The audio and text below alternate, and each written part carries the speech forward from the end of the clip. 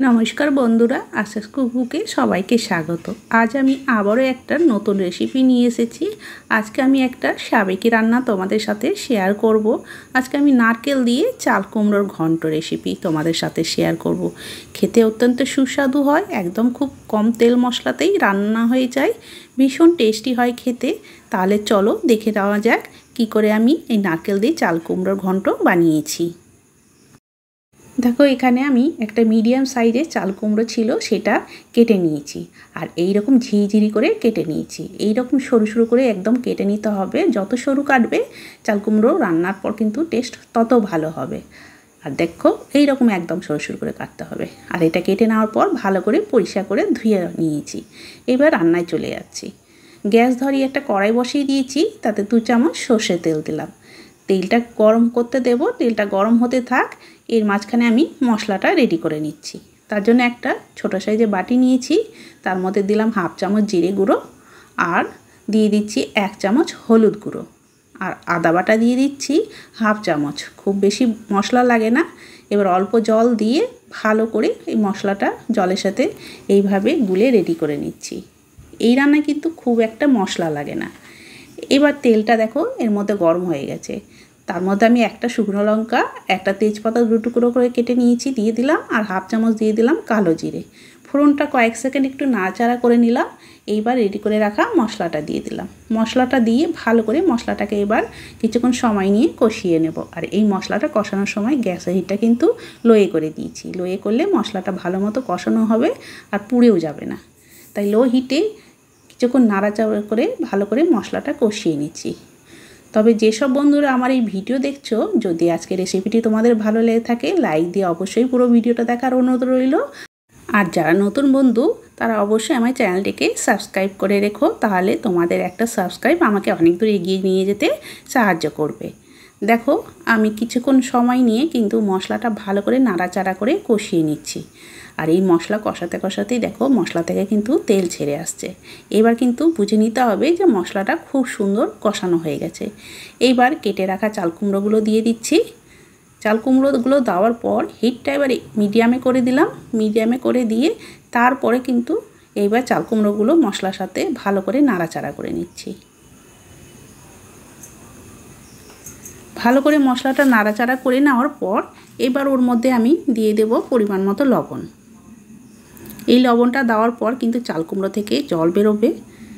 আর ঝালের জন্য দিয়ে দিলাম 2টো কাঁচা লঙ্কা। ঝালটা অবশ্য তোমাদের নিজের মতো দিয়ে দেবে।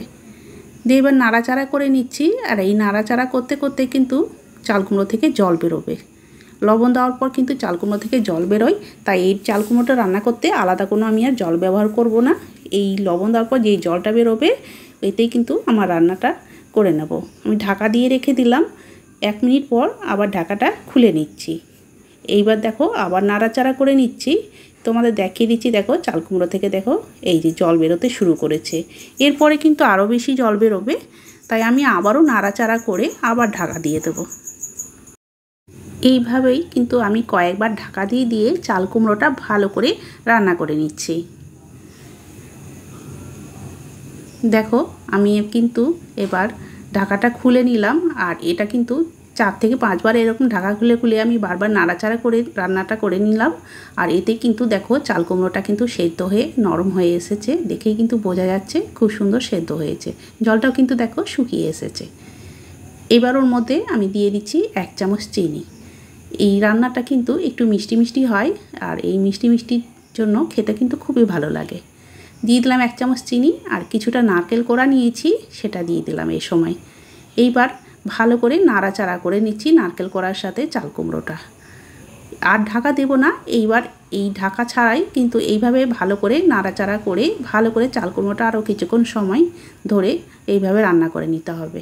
এতে কিন্তু টেস্টটা খুব সুন্দর হবে। চাল কুমড়োর সাথে নারকেলটাও খুব সুন্দর মিশে যাবে, আর খেতেও কিন্তু খুবই ভালো লাগবে।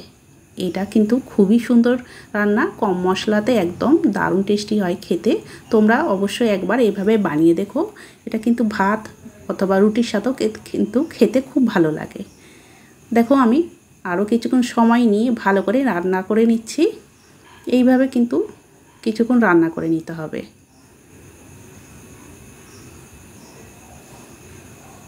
এইভাবে নাড়াচাড়া করতে থাকবে। নাড়াচাড়া করতে করতেই কিন্তু জলটা একদম পুরো শুকিয়ে খুব সুন্দর কিন্তু রান্না হয়ে গেছে। এখানে কিন্তু আমার চাল কুমড়ো রান্না হয়ে গেল। এইবার আমি গ্যাসের হিটটা অফ করে দেব। আর ব্যাস, এইবার গরম গরম সার্ভ করে নিচ্ছি। দেখো কতটা সুন্দর হয়েছে, খেতে খুবই ভালো লাগে। এটা একটা সাবেকি রান্না, খেতে কিন্তু দুর্দান্ত লাগে। একবার তোমরা কিন্তু এই নারকেল দিয়ে এইভাবে রান্না করে দেখো, তাহলেই বুঝতে পারবে যে এই টেস্ট কতটা সুন্দর হয়। অনেক রকমভাবেই তো চাল কুমড়ো রান্না করে খেয়ে দেখেছো, কিন্তু এইভাবে খেয়ে দেখো একবার, দারুণ লাগে খেতে। উপর থেকে আমি আরও একটু নারকেল কোড়া ছড়িয়ে দিচ্ছি, যাতে দেখতেও ভালো লাগবে। আবার এরকম যখন পরিবেশন করবে এই নারকেল কোড়ার সাথে ওপরে, আরও খেতে বেশি টেস্টি হয়। তাহলে বন্ধুরা, আজকের আমার এই নারকেল দিয়ে চাল কুমড়োর ঘন্ট তোমাদের কেমন লাগলো কমেন্ট করে অবশ্যই জানাবে। আর যদি ভালো লেগে থাকে বন্ধু আর ফ্যামিলির সাথে বেশি বেশি করে শেয়ার করার অনুরোধ রইল। আর যারা যারা নতুন বন্ধু আমার চ্যানেলটিকে এখনও সাবস্ক্রাইব করোনি, তারা অবশ্যই আমার চ্যানেলটিকে সাবস্ক্রাইব করে আমার পাশে থাকার অনুরোধ রইল। তাহলে বন্ধুরা, আজকের মতো আমি এখানে শেষ করছি। আবার একটা নতুন রেসিপি নিয়ে চলে আসবো। সবাই ভালো থেকো, সুস্থ থেকো। সবাইকে অনেক অনেক ধন্যবাদ জানিয়ে আজকে আমি এখানেই শেষ করলাম।